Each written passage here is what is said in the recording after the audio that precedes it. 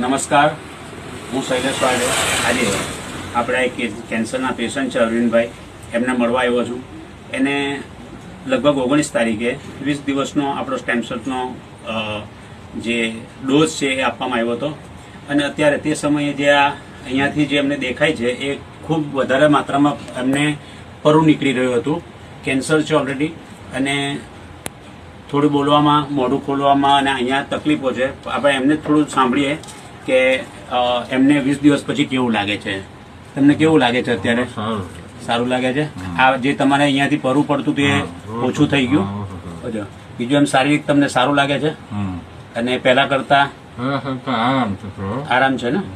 હા, કંઈ નહીં. આજે ફરી આપણે 1 મહિનાનો ડોઝ એમને ફરી વખત આપણે આપીએ છીએ, અને આપણે એમને આશા કરીએ છીએ કે આવનારા 6 મહિનાની અંદર કેન્સરને બિલકુલ 100% આપણે હરાવીશું. એ ચોક્કસ છે. થેન્ક યુ દોસ્તો. Thank you.